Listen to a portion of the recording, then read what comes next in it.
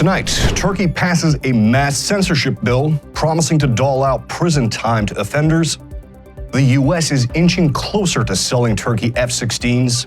President Erdoğan has yet another sit-down with Putin as the opposition looks to the West, and Turkey's formerly hardline secularist party is continuing its efforts to make peace with conservatives. Our guest tonight will be former diplomat and Medyascope contributor Aydın Selcen, who will break down the F-16 deal and Erdoğan's meeting with Putin. I am Murat Türsan, and this is This Week in Turkey.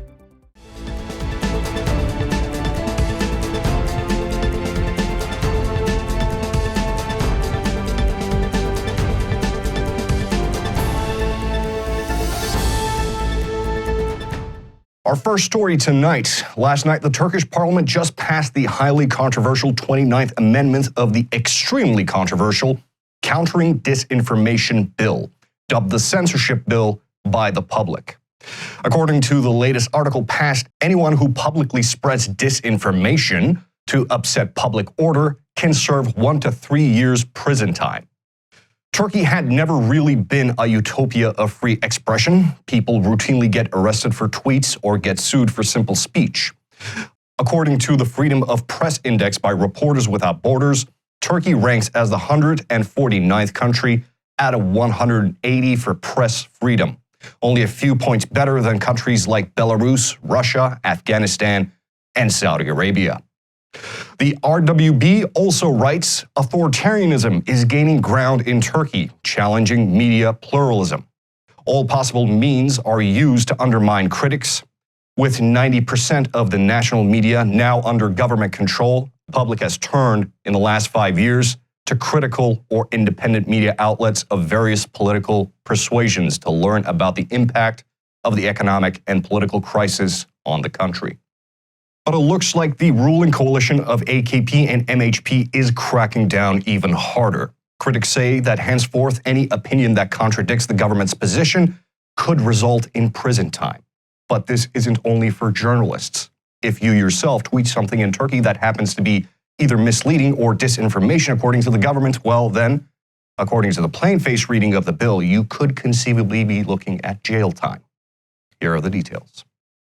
İstediğiniz tableti, kıyafeti alamıyorsunuz ve mutsuzsunuz. Bunun sebebi de bu AKP iktidarı ve maalesef peşine takılan MHP. You only have one freedom left. The small phone in your pocket that has Instagram, Facebook and YouTube that you can communicate with. Today is 12th of October. If the law passes the parliament, you can break your phones and throw them away like this, my young brothers and sisters. You need not use them anymore.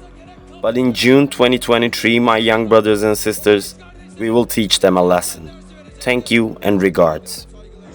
Bakın, görüyorsunuz arkadaşlar.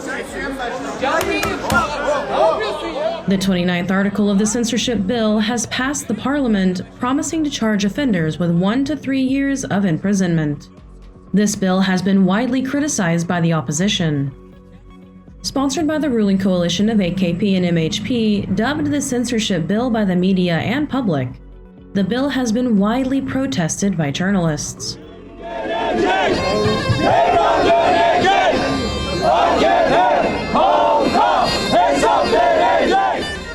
The bill promises to imprison both journalists and social media users for posting misleading or incorrect information. Critics say that the bill could give the government carte blanche to jail any dissenters. Dr. Süleyman İrvan of Üsküdar University Journalism School argued that this bill is not only for journalists, it's for everybody. You could be prosecuted for a tweet. The 29th article of the bill has been the most controversial. The 29th article reads, anyone who publicly disseminates false information regarding the internal and external security, public order, and general health of the country, with the sole motive of creating anxiety, fear, or panic among the public in a way that is suitable for disturbing the public peace, will be sentenced to imprisonment from 1 to 3 years. CHP's Istanbul MP Ali Şeker snapped these moments as AKP voted for the bill and wrote AKP's censorship joy.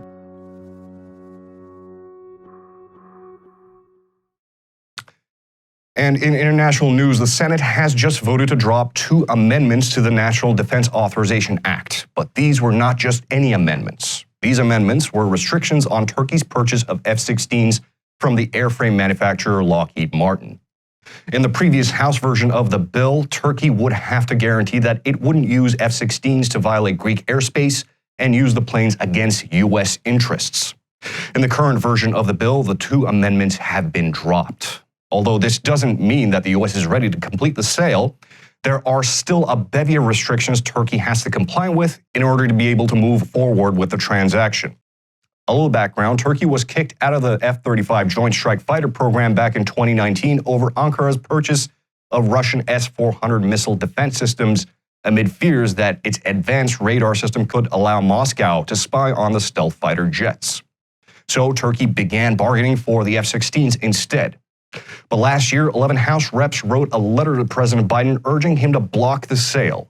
In May, Greek Prime Minister Kyriakos Mitsotakis gave a speech in Congress urging the U.S. to block the sale of F-16s to Turkey.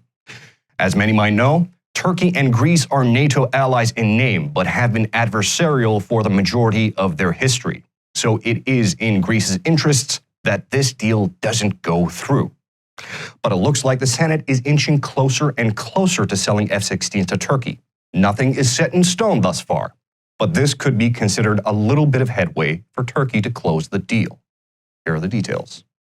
President, I come to the floor today to talk about the United States' relationship with Turkey. 2 amendments introduced by Senators Bob Menendez and Chris Van Hollen restricting the sale of F-16 fighter jets to Turkey have been dropped from the Senate's version of the annual U.S. defense spending bill. The must-pass National Defense Authorization Act comprises the U.S.'s annual defense spending, totaling $817 billion for 2023. Amendments restricting Turkey's purchase of the fighters unless it guaranteed that it would not use them to invade Greek airspace and use the fighters against United States interests have been dropped from the bill.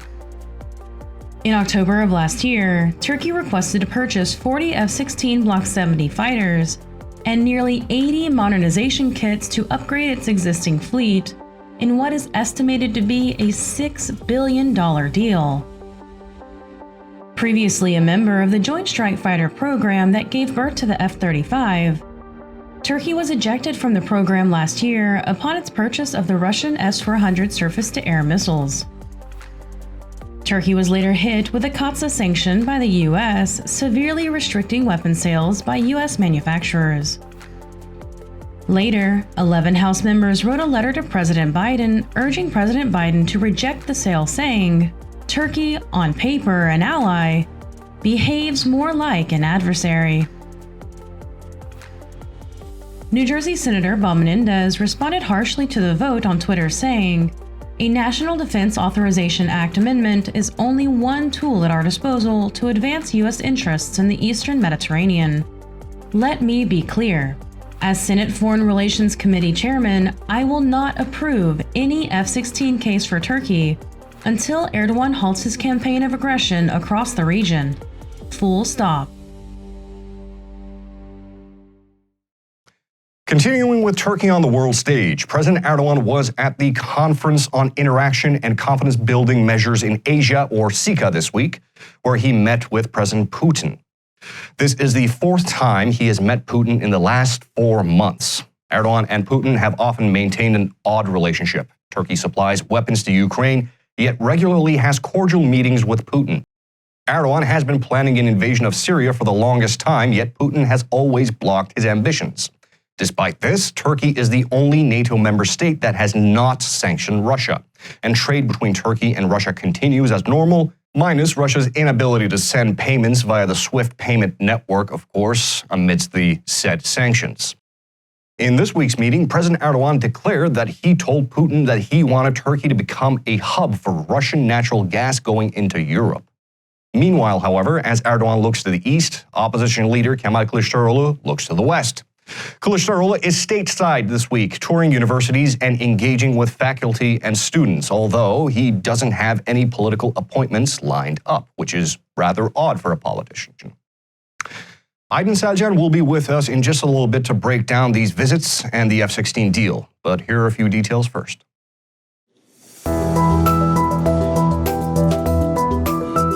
President Erdoğan met with Russian President Vladimir Putin for the fourth time in 4 months.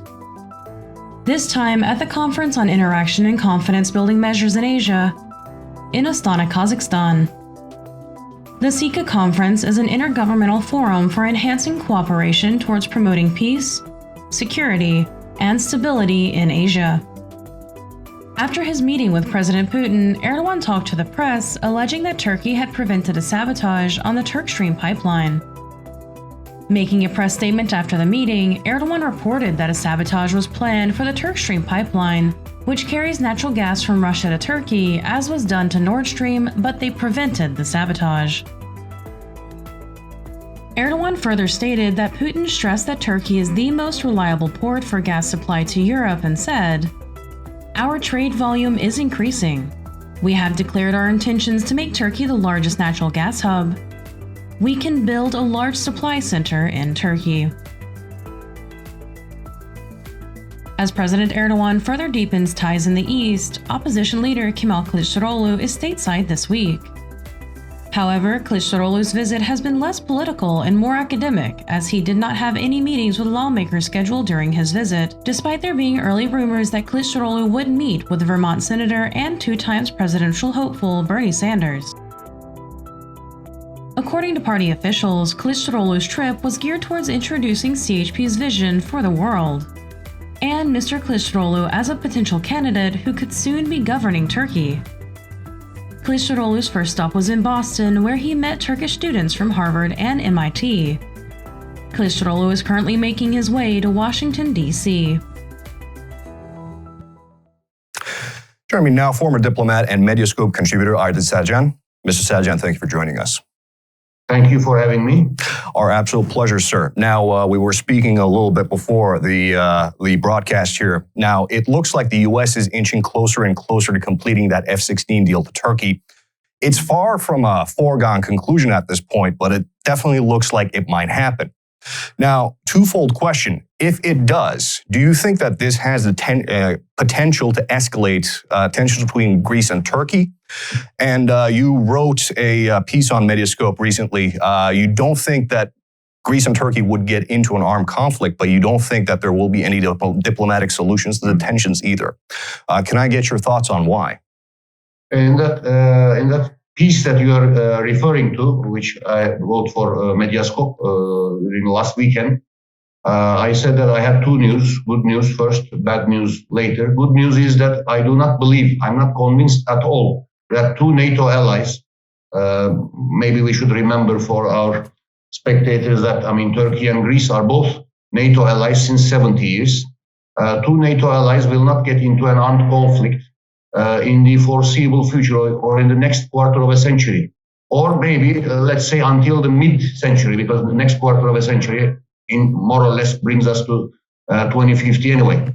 Bad news is, within the same time frame, until 2050s or so, I do not believe, I'm not convinced at all that there will be any inch forward towards a diplomatic, peaceful solution to all the lists of existing problems between Greece and Turkey.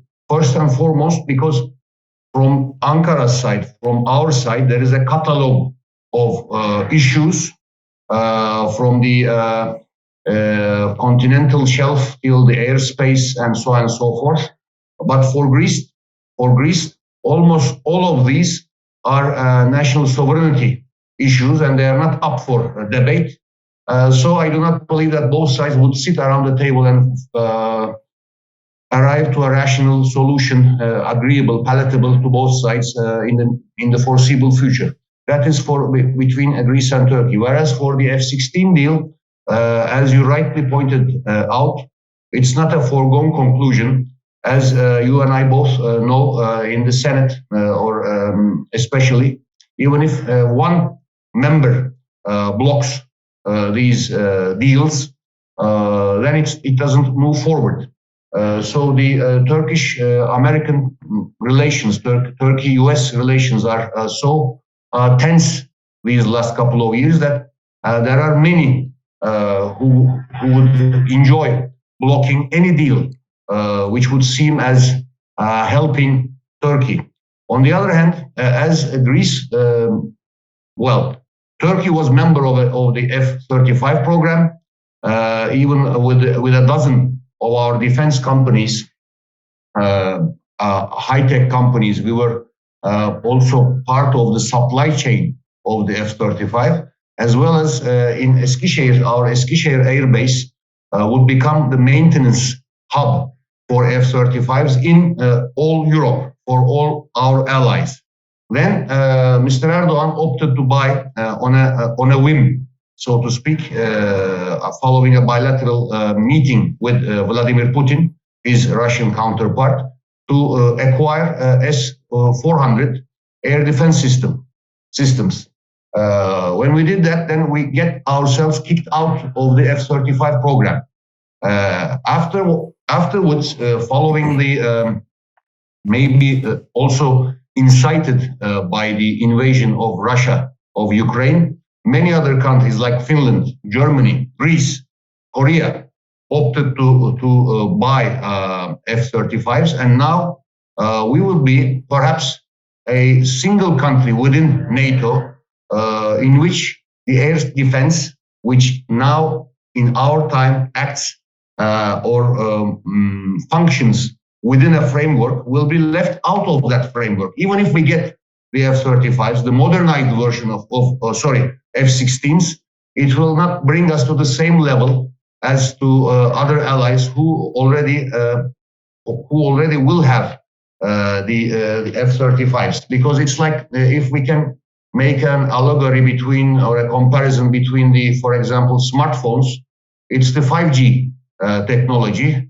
whereas our F-16s will be either 4G or even worse, regular mobile phones instead of smartphones. That is the difference between F-35 and the other airplanes today.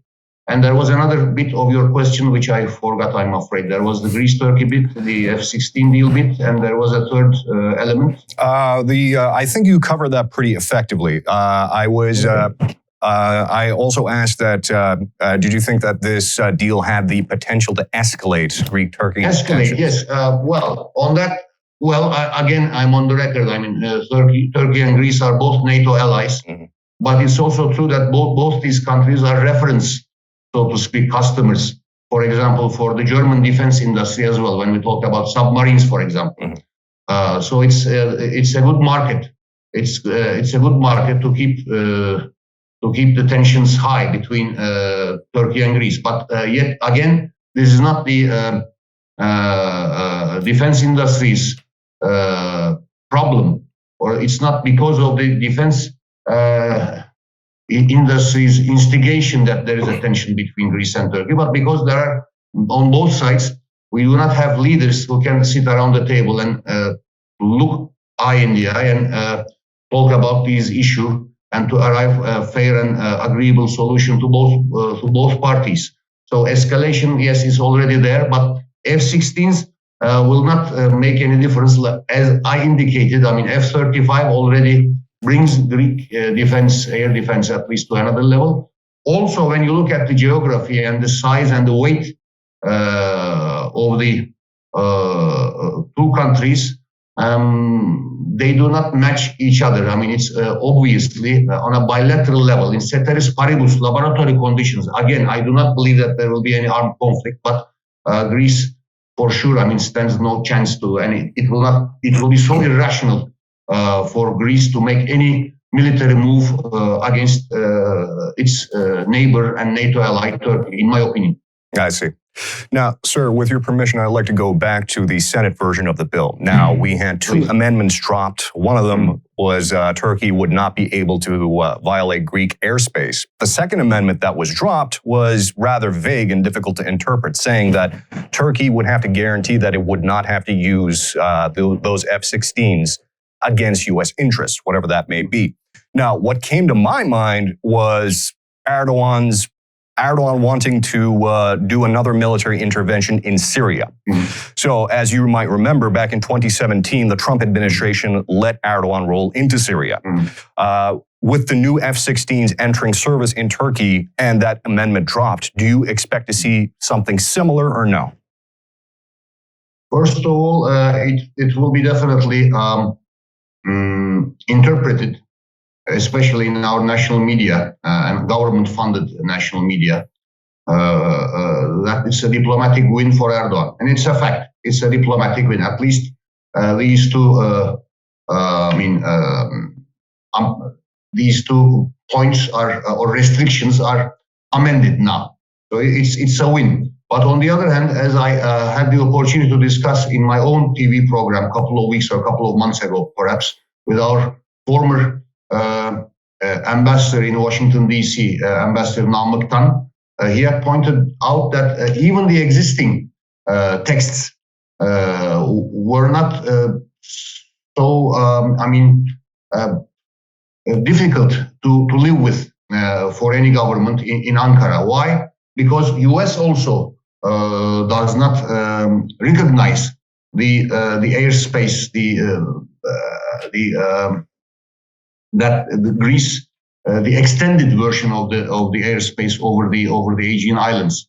So for sure, if you try to send your own warplanes or fighter jets to another country, whichever country that is, to another country's national airspace, you have to inform them beforehand and get permission to do so.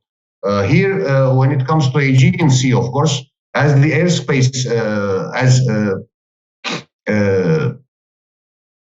as pushed forward by Greece is not 10 miles, and neither US nor anyone around the world agrees to that, then there wouldn't be any problem for the F-16s to fly as they used to over these islands, not over the islands proper maybe, but then enter within to prove to Greece that Turkey does not recognize this so-called 10-mile airspace. So, but on the other hand, yes, it's a diplomatic win. It shows something. When it comes to Syria, I guess you are alluding to the fact that U.S. interests in Syria, which means their cooperation on the ground with YPG or the SDF, the Syrian Democratic Forces, which includes as well YPG and YPJ.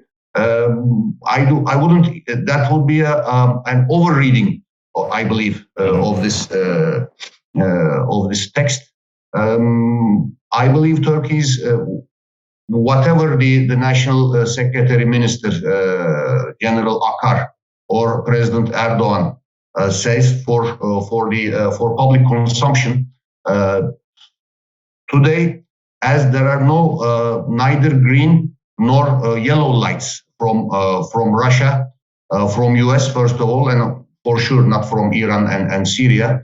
I believe another military operation is not in the cards for some time now, and maybe forever. And also at the same time, according our subject is not Syria, but as we had discussed briefly before the broadcast, there are other developments on the ground, such as in Afrin, between the Hamza brigades backed by Turkey and the Hayat Tahrir Sham, previously known as Syrian Al-Qaeda.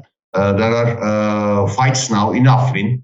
This may mean that perhaps those discussions between the intelligence bosses of two countries, Hakan Fidan and Ali Memluk, now arrive to another level. And perhaps, as also suggested by President Erdogan, there will be an opening towards President Assad of Syria in the weeks or months to come. That remains to be seen. I see, sir.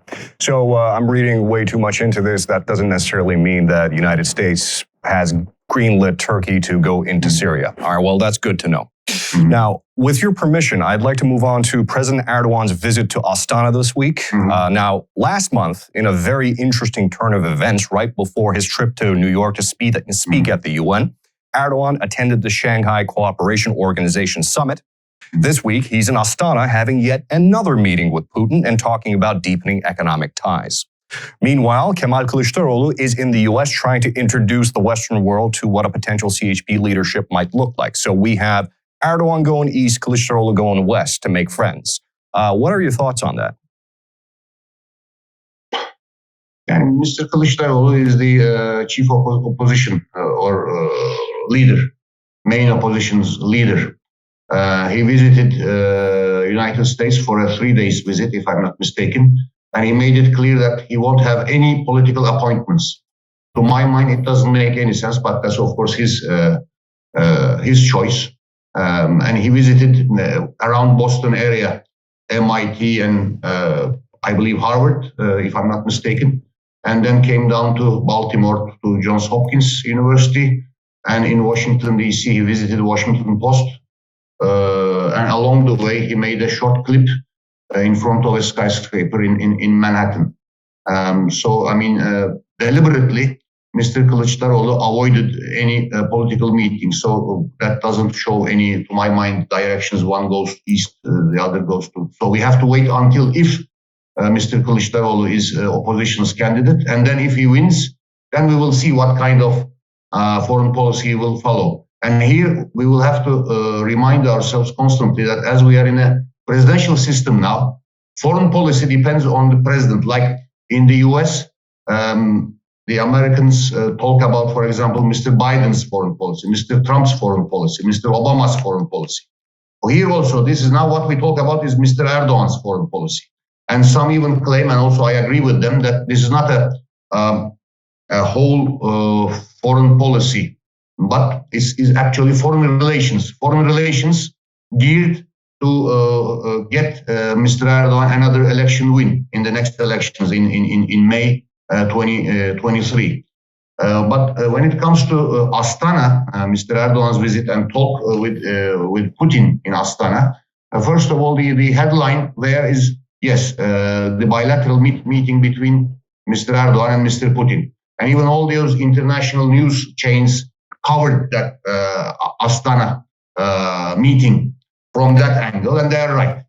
But on the other hand, when they came out of the meeting, Putin's spokesperson, Mr. Peskov, declared that Ukraine was not one of the issues discussed between the two leaders.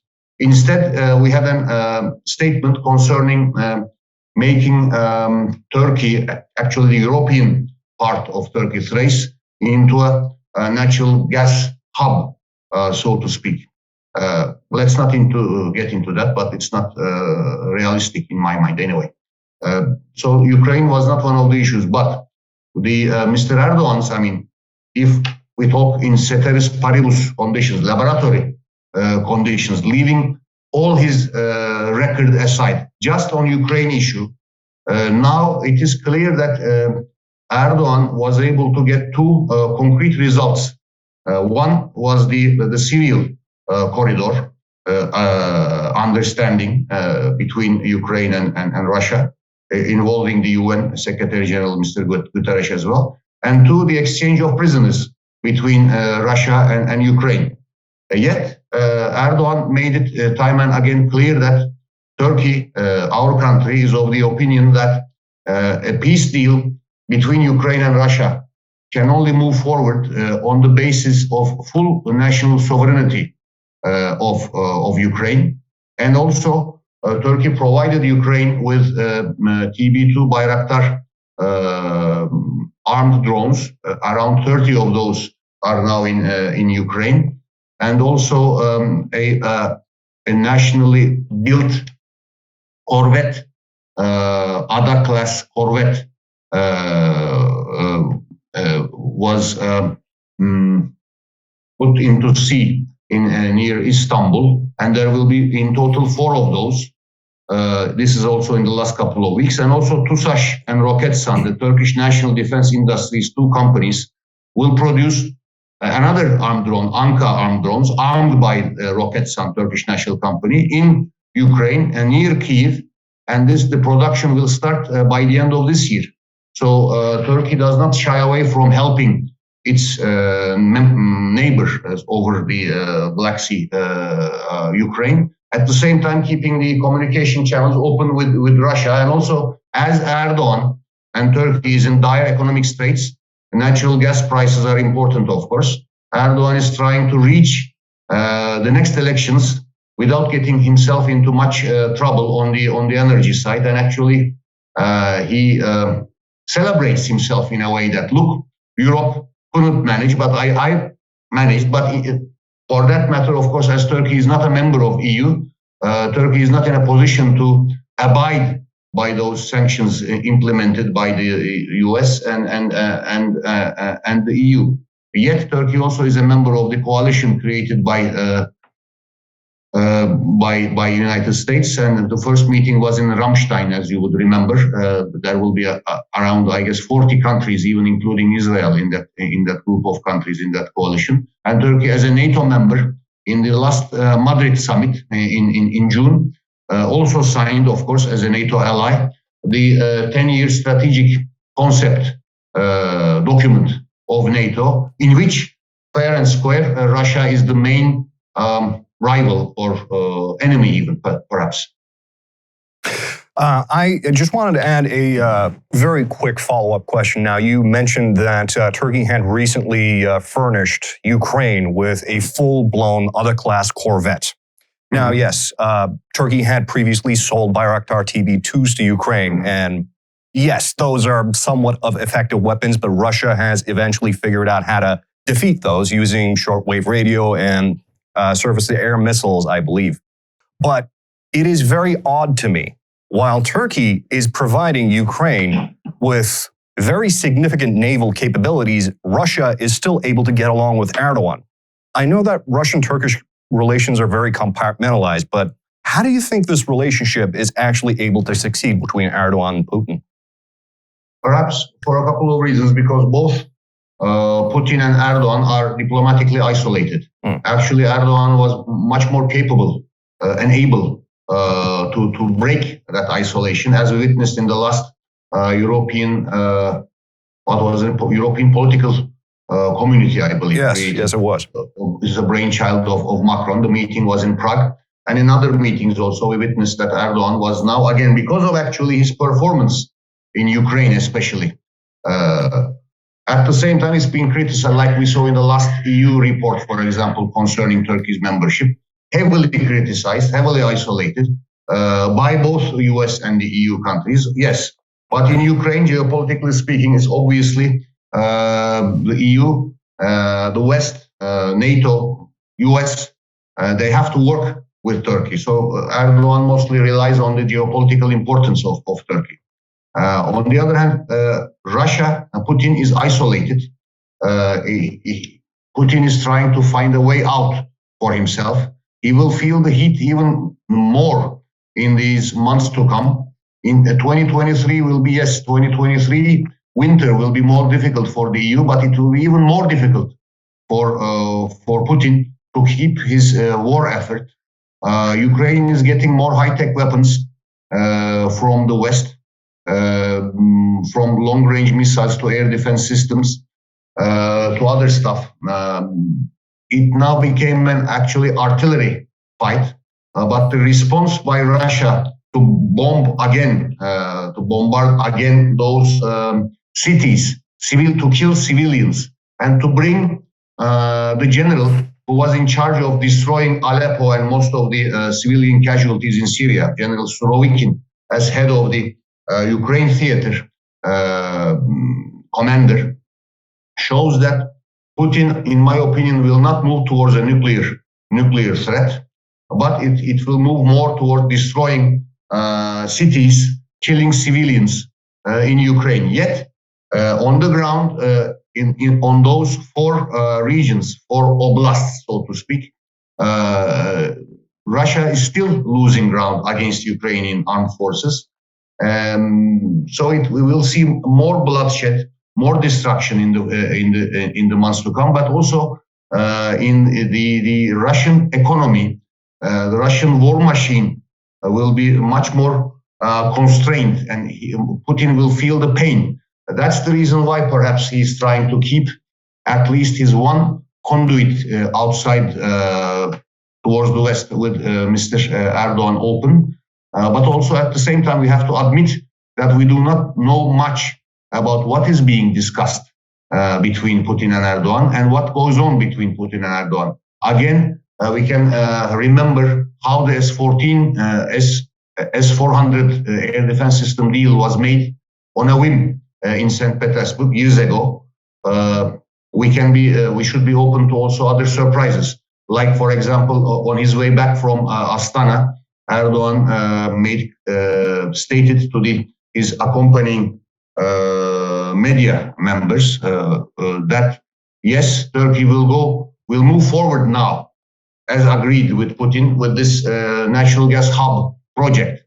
To my mind, it's like a, what do you call it? It's like a flying pink elephant, because to have a natural gas, you have to have the infrastructure. You cannot have it like that in a couple of months' time. It will take years. You will need money. And also, first and foremost, the difference between natural gas and oil is that in natural gas, you have to find the customer first and make a deal for a long-term deal, like for a 10-year deal, 15-year, 25-year deal.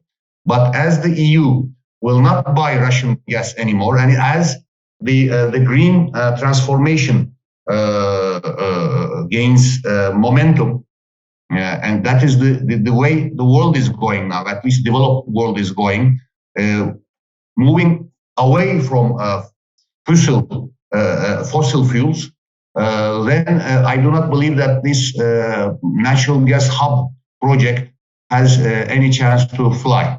I see. Mr. Selcen, I apologize. I took too much of your time, but thank you for shedding light on those matters. It was really a pleasure to have you on. Thanks, sir. The pleasure is mine. Thank you for having me. And we'll end on this story tonight. Last week, we covered main opposition party CHP's chair Kemal Kılıçdaroğlu's overture to the conservative voter bloc by promising to submit a bill that would secure women's religious freedoms to wear headscarves. This was only the latest stop in Kılıçdaroğlu's tour of reconciliation to make amends with the nation's previously oppressed religious groups. And not to be outdone, CHP's Istanbul Mayor Ekrem İmamoğlu has met with religious government officials this week. Only a decade ago, these overtures and meetings would have been unthinkable, as CHP, as the oldest and once the only political party in Turkey, was considered the standard bearer for hardline secularism. Under previous secularist administrations, headscarves were often banned in public institutions and religion was often suppressed or tightly controlled. But it looks like that's all changing as CHP is looking to liberalize under Kılıçdaroğlu's leadership. But is it working? Do conservatives believe that CHP is being sincere, or do they greet Kılıçdaroğlu and İmamoğlu's olive branches with skepticism? Medyascope's Ali Majid was on the scene and asked religious officials their thoughts on the matter. Istanbul Metropolitan Municipality Mayor Ekrem İmamoğlu met with religious officials for the second time on Wednesday as part of the Mosques and Religious Officials Week. İmamoğlu made the rounds at the event, meeting various religious officials and posing for photos before he took the stage. This meeting is a stark contrast to the CHP of yesteryears, where the party was considered the standard for old-style secularism in Turkey that has always maintained religion at an arm's length. This is coming right after CHP's chair Kemal Kılıçdaroğlu made an overture to the country's conservative religious voter bloc by vowing to secure women's rights to wear headscarves. Bu yaralardan biri de başörtüsü mevzusu. Last week, Kılıçdaroğlu had promised that CHP would submit a bill to expand women's religious rights to wear headscarves, which had been banned or widely discouraged by the nation's previous hardline secularist administrations. Medyascope asked religious officials at the gathering what they thought about CHP chairman Kemal Kılıçdaroğlu's promise. Mustafa Seyitoğlu stated that they believed Kılıçdaroğlu to be sincere in his efforts to reconcile with the nation's conservatives. Seyitoğlu added, "Religion is not under any one person's control. This includes CHP or any other party for that matter. Our country now needs peace, love, and dialogue. Polarization will gain us nothing. We have to see our differences as enriching. That is how I see it. I think Kılıçdaroğlu's statements regarding the headscarves are very important, and I celebrate it."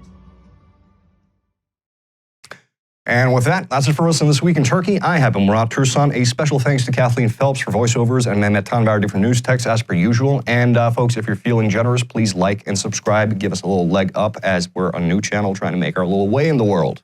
And thank you for joining us.